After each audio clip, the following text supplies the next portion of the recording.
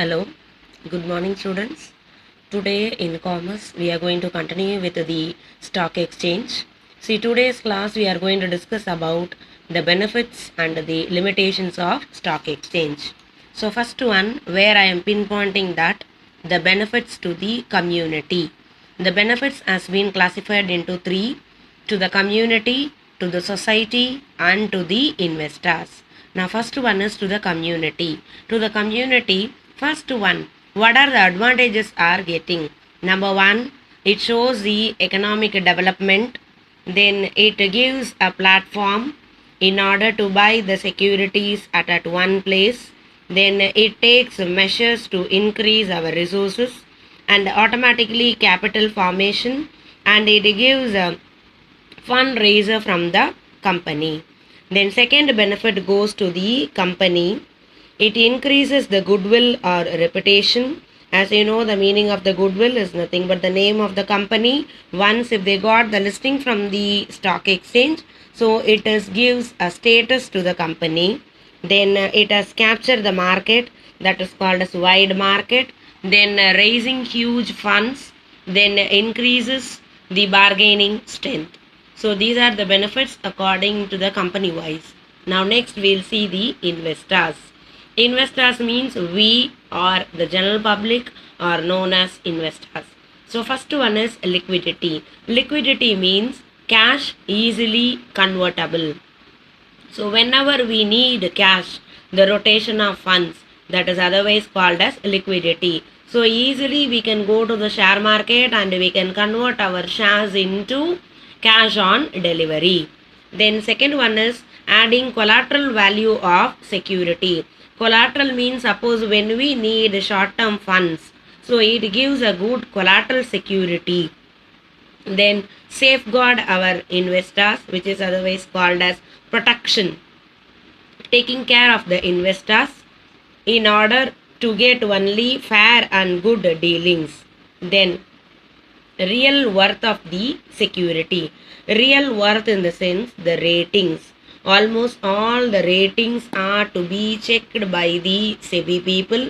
After then only it will be quoted in the share market through brokers quotations. The next one is mechanism to the trade security.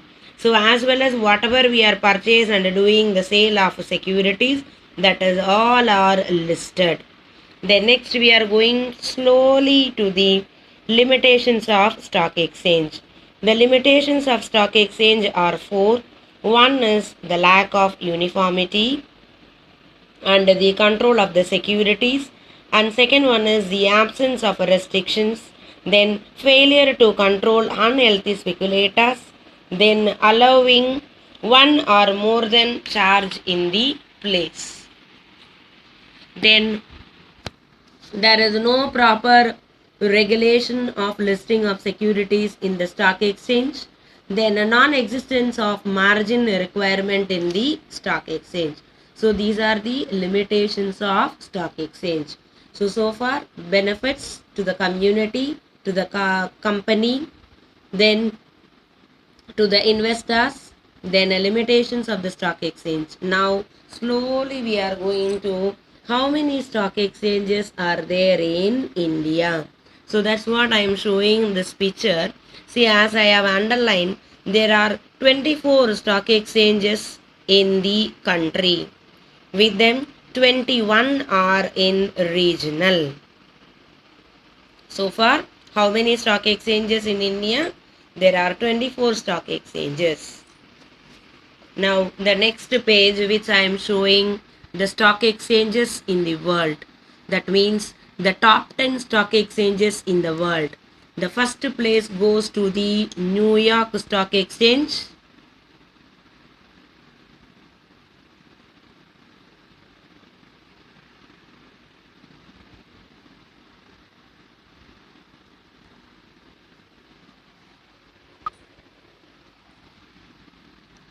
The first place goes to the New York Stock Exchange. Then the second place is NASDAQ, that means the National Association of Securities Dealers Automated Quotation.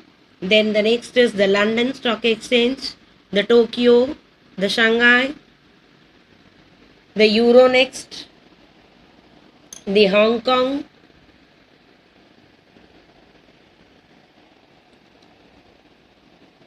the TMX Group. So these are the top 10 stock exchanges in the world. Now next, slowly we went to the types of speculators. So the picture which I am showing, this is known as the symbol of the share market. That means this is the bull. Bull always shows the victim in the prices of securities. So that's what it indicates, always the rise of securities in the share market. So there are different type of speculators. First you have to see who is a speculator. A speculator is a person, one who buys and sells the shares in the share market. That means his job is immediately purchase then on the next 24 hours he'll do a sale of securities. Within the 24 hours he'll be waiting for the ratings of different companies. So such a person's job is called as speculators, and they are doing the business is called as speculation business. So there are four type of speculators are famous. The first one is the bull, which I am showing the picture. The bull or Tejiwala, he is an operator, always thinks that increase in prices.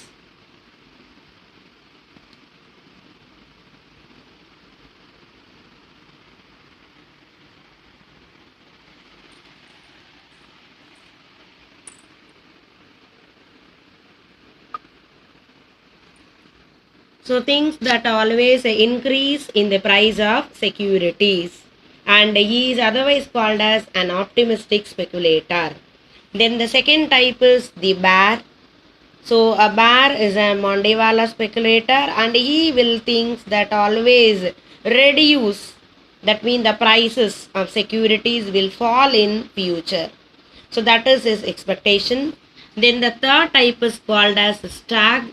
Stag is otherwise called as a premium hunter, or otherwise called as a cautious speculator, always, because he is capturing only the new company shares which he can able to sell at premium. So he is otherwise called as premium hunter. Then the last fourth category is known as the lame duck. That means this type of speculator is struggling, not able to cope up with the bear category or a bull category. So he is known as lame duck. So these are the things we have discussed today. The types of the speculators: bull, bear, stag, and the lame duck. Then the benefits of the stock exchange according to the community, then to the society, to the company, and to the investors. Then what are the different types of stock exchanges in India? 24 stock exchanges. Then there are top 10 stock exchanges in the world also. Okay. So again, today I am just recapitulating the types of speculators we have completed, the benefits of the stock exchange we have completed. Then there are number of stock exchanges in India as well as in the world also we have completed. Thank you, students. Then in the next class we will be discussing about the differences.